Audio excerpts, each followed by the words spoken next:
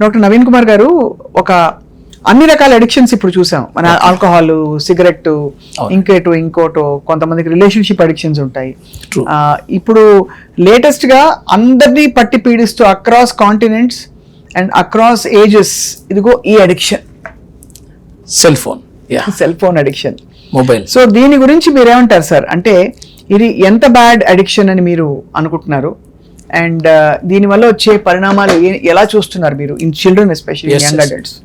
ఇది మనము ఈ 15 years స్పాన్ లో చూసిన పెను మార్పు, చేంజ్ ఏదన్నా ఉంది, ప్రతి ఒక్కరి చేతిలో సెల్ ఫోన్ వచ్చేయడం. అవును, ఇది మన ఫ్యామిలీస్ లో, మన బెడ్రూమ్ దాకా వచ్చేసింది. బెడ్ పక్కనే, మన హెడ్ పక్కనే పెట్టుకోవాలంతగా వచ్చేసాయి. సో వీటిని మనము చెప్పినట్టు కొందరు దాన్ని మేనేజ్ చేయడం తడబడుతుండొచ్చు.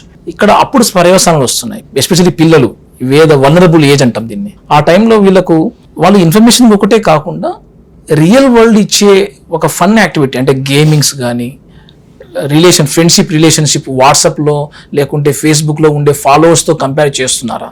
వేరే వాళ్ళు చెప్పే నీ ఐడియా, నీ యొక్క ఫ్రెండ్షిప్ నేచర్ని అడ్మైర్ చేయడానికి ఇది ప్రిఫరెన్స్ కాక, సెల్ ఫోన్లో వచ్చే డిస్లైక్స్ తోటి నువ్వు వ్యాలిడేట్ చేసుకుంటున్నామా? ఇవి ఎప్పుడైతే చేసాం పారా వరల్డ్ క్రియేట్ చేసుకుంటున్నట్టే మెల్లగా. దీనికి ప్రయారిటీ మెల్లమెల్లగా రియల్ లైఫ్ యాక్టివిటీస్తో కాంపిటేటివ్గా వెళ్ళిపోయింది, ఇంకా ఎక్కువ వెళ్ళిపోయింది అన్నప్పుడు మనం ఎక్కువ ఇన్వాల్వ్మెంట్ అయిపోతున్నాం. అంటే మోర్ దాన్ 2 hours ప్రయార్ కన్నా ఎక్కువగా మనం సెల్ ఫోన్ చూస్తున్నాం పర్ డేలో అంటే ఎస్, ఇదేదో కొద్దిగా మన ట్రెండ్, మన లైఫ్లో సిగ్నిఫికెన్స్. అంటే నాన్ వర్క్ రిలేటెడ్ యాక్టివిటీస్ ఎక్కువ చేస్తున్నాం సెల్ ఫోన్లో 2 hours కన్నా ఎక్కువగా అన్నప్పుడు ఇది ఒక పారామీటర్ అండి. ఇది ఎక్సెసివ్ యూజ్ అయిపోతుంది అని చెప్పేసి పిల్లల్లో ఇది ఒక రకంగా డెవలప్మెంట్లో ఎంతగా ఇన్ఫ్లుయెన్స్ చేస్తుందంటే ఎమోషన్ రెగ్యులేషన్ విషయంలో వెరీ ఆపర్చునిటీ తగ్గిపోయాయి.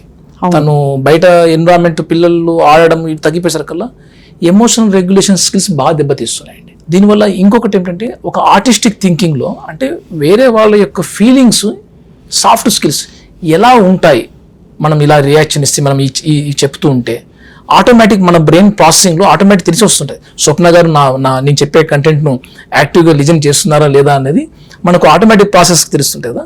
ఇవి గుర్తించడంలో తగ్గిపోతాయి పిల్లలు. అవును, కరెక్ట్. వీటి వల్ల ఎంపతి లెస్గా కనిపిస్తున్నారు పిల్లలు. బ్లంట్ ఆన్సర్ ఇస్తున్నాడు సార్ మా పిల్లవాడు చెప్తుంటే, అసలు ఎమోషన్ చూపించట్లేదు.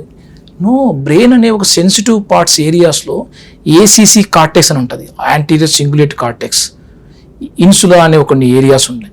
ఈ ఏరియాస్ ఫీలింగ్స్ని అండర్స్టాండబుల్ వేగా ప్రాసెస్ చేయాల్సిన ఏరియాస్ సరిగ్గా డెవలప్ కావట్లేదు. అవును, ఎందుకు?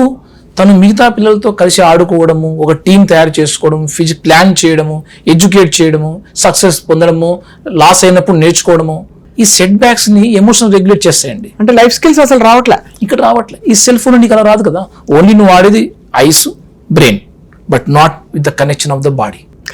ఈ ఇంటగ్రేషన్ తగ్గినప్పుడు దాని యొక్క రిపర్కషన్స్. సో అక్కడ నుంచే they grow up to be dysregulated, emotionally dysregulate అయిపోతారు పిల్లలు. At the same time empathy తగ్గినట్టు అనిపించేస్తుంది, ఫీలింగ్స్ సరిగా అండర్స్టాండ్ చేసుకోవట్లేదు అనిపిస్తుంది. So friction of the social frictions ఎక్కువైపోతాయి ఈ పిల్లలు. ఎక్కువ వాడే కొద్దీ మనం చదువు పైన, అకాడమిక్స్ పైన quality of attendance, attention focus అవి తగ్గిపోతాయి. వాటి యొక్క పర్యవసానం వచ్చా. రెండోది ఫ్యామిలీలో ఆ టైస్, పేరెంట్స్గా వాళ్ళు ఎలా హెల్ప్ చేయాలో అర్థం కాక వాళ్ళు ఆర్గ్యుమెంట్స్ ఎక్కువైపోయాయి. అవును, ఫ్యామిలీ ఎన్విరాన్మెంట్ అంతా స్పాయిల్ అయిపోతుంది. బయటికి వెళ్ళడానికి తను ఇష్టపడట్లేదు, ఎక్కువ ఫ్రెండ్స్ లేరు. సో మళ్ళీ again to come to video games, ఈ సెల్ ఫోన్స్ చూడడం. సో బయట యొక్క పరిస్థితులు ఏదైనా అవసరం వచ్చాయని వెళ్ళి పని చేసుకొని రావాలి, చేసే కాన్ఫిడెన్స్ రాదు అబ్బాయికి, సోషల్ స్కిల్స్ తగ్గిపోతాయి.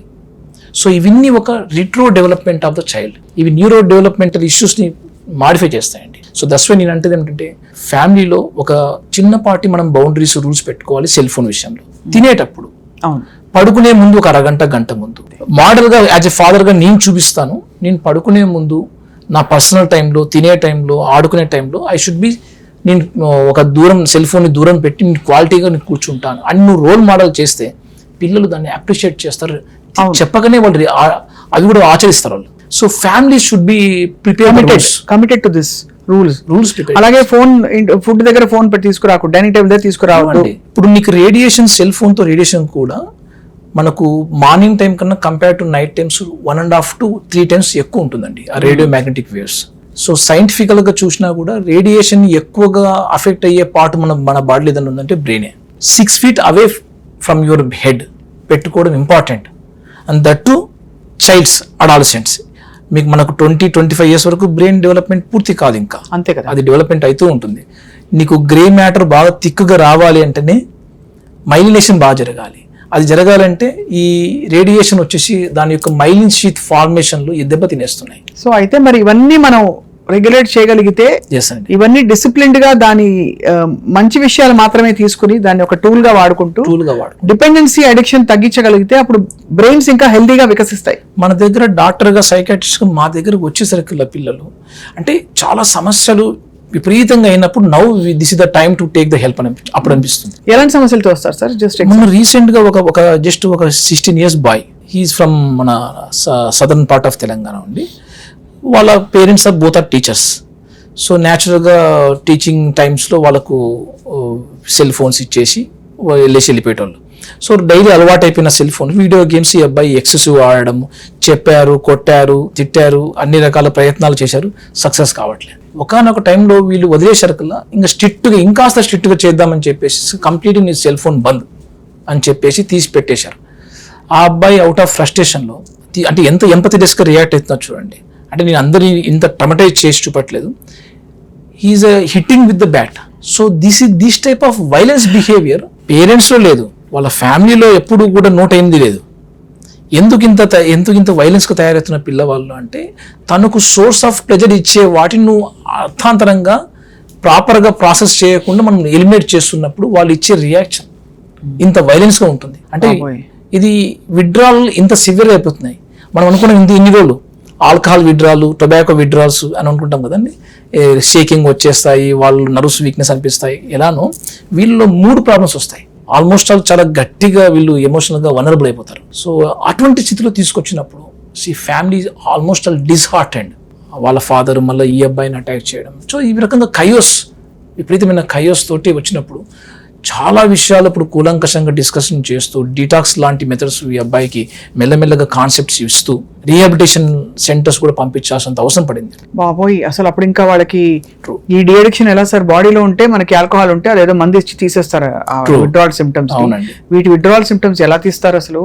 అండ్ సైకలాజికల్ గా ఆ అబ్బాయిని ఆల్మోస్ట్ ఆల్ ఒక రకంగా చెప్పాలంటే ఎమోషనల్ గా బ్యాలెన్స్ చేయడం కోసం ఇచ్చి మనము మూడ్ స్టెబిలైజర్స్ పెట్టుకుంటూ వీటిని కంట్రోల్ చేసుకుంటూ మన అబ్బాయిని కాన్సెప్ట్స్ ఆఫ్ హెల్తీ యూజ్ అనే కాన్సెప్ట్స్ రాదర్ దెన్ కంప్లీట్లీ ఏదో abstinent from the cell phone use అంటే కంప్లీట్ గా ప్రొహిబిటెడ్ అలా కాన్సెప్ట్ వర్కౌట్ కావు. కాబట్టి హెల్తీ యూజ్ అనే కాన్సెప్ట్ మనం ఇంట్రొడ్యూస్ చేసి ఆబ్జెక్ట్ ఐడెంటిఫికేషన్ ప్రోటోకాల్ మార్చాలి. ఇది నాకు ప్లెజర్ గివింగ్ అంటే ఇది నా టూల్ ఇది అని మార్చాలి. ఎగ్జాక్ట్లీ, ఇది హెల్తీ టూల్ నుంచి how to use that tool. For example మన దగ్గర సుత్తో సంథింగ్ ఒక చాకో ఒక ఉందనుకోండి, how to use, for what to use అన్న మెథడ్స్ మనకు కన్సిక్వెన్స్ ఇస్తాయి. ఎప్పుడైతే దానికి తెలియదో రాంగ్ మెథడ్ యూజ్ చేసామనుకో కన్సిక్వెన్స్ రాంగ్ వచ్చేస్తాయి. అంతే కదా సార్. సో ఈ టైప్ ఆఫ్ హెల్తీ ఓపికతో ఆ అబ్బాయితో పాటు మనం ట్రావెల్ చేయగలిగి ఆ అబ్బాయిని మేనేజ్ చేయగలిగితే వాళ్ళ ఫ్యామిలీ కొద్దిగా అండర్స్టాండబుల్ వేగా డెవలప్ కావచ్చు. చాలా అద్భుతంగా చెప్పారు డాక్టర్ నవీన్ కుమార్ గారు. I think we had a very అంటే స్టిమ్యులేటింగ్ కాన్వర్సేషన్. ఇప్పుడు మెంటల్ హెల్త్ ఇష్యూస్ ఎలా పెరుగుతున్నాయని రాబోయే రోజుల్లో మిమ్మల్ని మేము ఎప్పటికప్పుడు సంప్రదిస్తాం. We want to consult you for symptoms and signs and treatments for mental health issues. తప్పకుండా మా సుమన్ టీవీ వ్యూవర్స్కి ఐ థింక్ ఇవాళే చాలా క్లూస్ దొరుకుంటాయి. వీ హోప్ దట్ మీరు బెనిఫిట్ అయి ఉంటారు ఇవాటి కాన్వర్సేషన్తో. ముందు will continue talking on various things sir. Okay, for your valuable time, thank you so much sir. Thank you Suman TV.